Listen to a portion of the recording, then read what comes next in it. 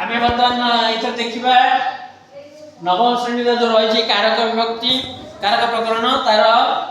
कर्ण कारक और तृतीया विभक्ति या पूर्व आमे प्रथम और द्वितीय कर दीजे वर्तमान इथर देखिया कर्ण कारक और तृतीया विभक्ति तले कर्ण कारक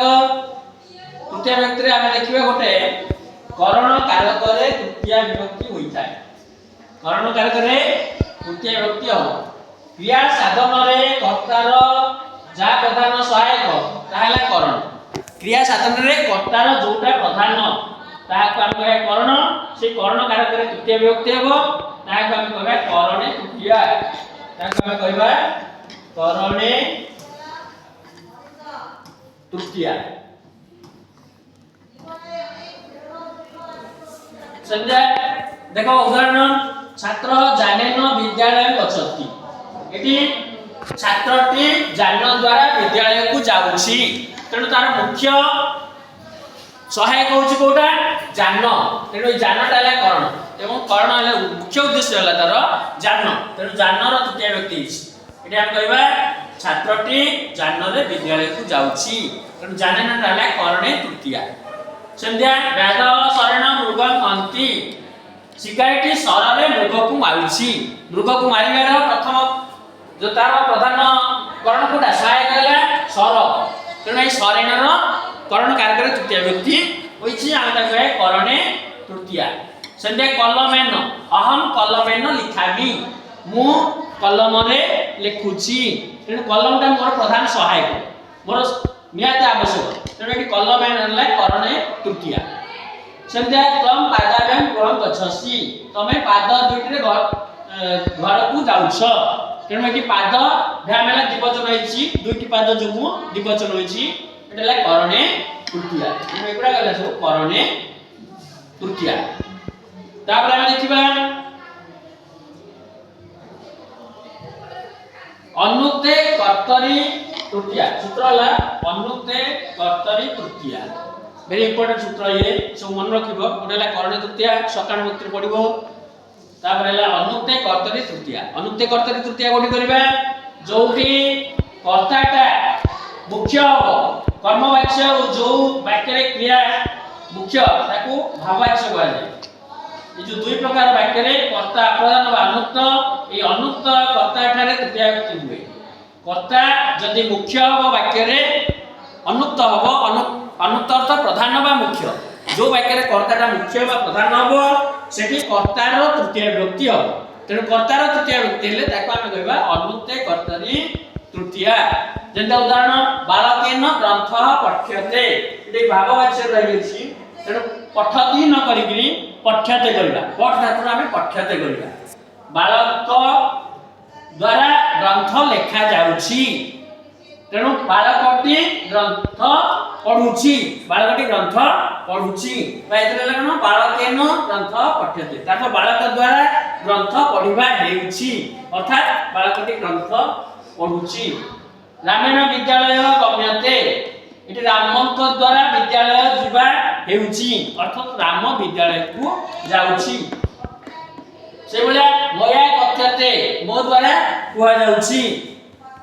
तोया पठ्यते तुम द्वारा पढ़ा जाउछि तेणु एई भलिया जो कर्ताटा मुख्य रहउछि तेणु कर्ता जदि मुख्य हबो बा अनुक्त हबो तार तृतीय व्यक्ति हेले आमे ता कहबा अनुक्ते कर्तरी तृतीया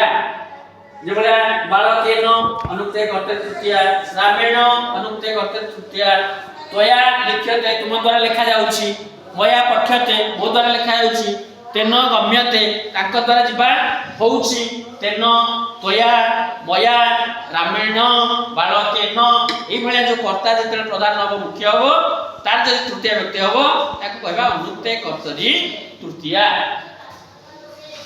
तापर हम देखिबा प्रकृति आ स्वभाव आदि को जदि बुझेइबो तले सेठी हबो प्रकृत्या दिव्य तृतीया ए इंपोर्टेंट सूत्र उडाको मन रख एटा नवम दशम सब क्लास पई उपयोगी तेणु मन रखिया भल भाबरे प्रकृति देव तृतीया कोठी हबो जदि प्रकृति स्वभाव वेग दुख एई सब शब्द जदि थिबो सेई प्रकृति स्वभाव शब्द को बुझौतिबा शब्द रही तृतीय विभक्ति हो जदि प्रकृति स्वभाव शब्दर तृतीय व्यक्ति हेछि आमे ताकू कहया प्रकृति दिव्य तृतीय तले प्रकृति दिव्य तृतीय गुडा एटी प्रकृति रो तृतीय व्यक्ति की प्रकृति हला स्वभाव रो जदि बाल केन होछि से स्वभाव रो स्वभाव नला तृतीय सेटा बेगेन बेग शब्दर तृतीय व्यक्ति किछि बेगेन से दुखर दुखेन सुखर सुखेन ए सब जो प्रकृति बुझौछि से प्रकृति शब्दर तृतीय व्यक्ति हेले ताको हम कहया प्रकृति दिव्य तृतीय जेंति उदाहरण गवाम पय प्रकृति मधुरम गाय क्षीर प्रकृति रे मीठा तेणु एटी प्रकृति शब्दर तृतीय व्यक्ति होला सेटा राम स्वभाव रे सरल राम स्वभावेन सरल तेणु एटी स्वभाव शब्दटार जेटा प्रकृति बुझौछि तार तृतीय होला सेंति पवन बेगेन बहति पवन बेगरे बहुछि तेणु ए बेगेनटा होछि प्रकृति बा स्वभाव को बुझौछि सेंति दरिद्र दुखेन कालम जापयति बा दरिद्र सुखेन कालम जापयति दुखेन हो सुखेन हो ए सब जो प्रकृति स्वभाव बुझौछि जो शब्द तार जदि तृतीय व्यक्ति हबो ताको हम कहया प्रकृति दिव्य तृतीय तेणु सकारात्मक व्यक्ति जदि बोला प्रकृति तो लिखियो प्रकृति दिव्य तृतीय किबा जदि वाक्य गठन करला प्रकृति तमे जे कोनसी वाक्य लिखि परिबो एवं स्वभाव प्रकृति शब्दर तृतीय व्यक्ति करिवो आमे लिखिथिले करण कारक आ तृतीय व्यक्ति रे केतेटा सूत्र रहितला हम प्रकृति स्वभाव ए सब वाक्य रहितला प्रकृति दिव्य तृतीय करण तृतीय तापरे वर्तमान आमे देखिबा उपलक्षणे तृतीय वर्तमान सूत्र होची उपलक्षणे तृतीय कोठी हबो जेउ लक्षण बा चिन्ह द्वारा कोनोसी व्यक्ति बा वस्तु को चिन्हि हुए सही चिन्हवाचक शब्दर तृतीय व्यक्ति हबो जो वस्तु द्वारा हमें जणु चिन्हि परिबा सेही जो संकेत सेही चिन्ह रो तृतीय व्यक्ति ले ताका कहया उपलक्षणे तृतीय जेंति उदाहरण जटा भी तापसः देखो हमें ताको तापस बोली जानले जने तापस बा सन्यासी बोली जानले कोथु जानले ताको जटा तेणु जटाटा होला गोटे लक्षण से जो तू जानिबा तार तृतीय व्यक्ति हो जटा कहले एटा बहुवचन अछि से पहला जटा भी तेणु एटा उपलक्षण तृतीय केला जटा भी उपवितेन ब्राह्मण उपवितेन कहले आमे पइतार ब्राह्मण बोली जानिबा तां ब्राह्मण बोली केम चिनले पइतार ब्राह्मण तेणु जो को तू चिनले उपवितेन बा पइता तेणु एटी उपवितेन शब्द रहला उपलक्षण तृतीय से ध्वजेन देवालय हम पताका देखले एटा गोटे मंदिर तेणु मंदिरटा को जानले को लक्षण रो पताका ध्वज द्वारा सेतबे ए ध्वज रहला तृतीय व्यक्ति जा काम कहया उपलक्षणे तृतीय तेणु यसला उपलक्षणे तृतीय तापर हम देखिबा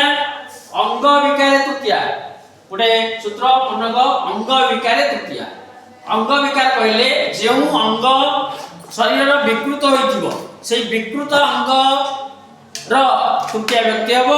आमे त कहबा अंग विकारे तृतीय तले विकृत अंग र तृतीय व्यक्ति ले ताको आमे कहबा अंग विकारे तृतीय चक्षुषा काणः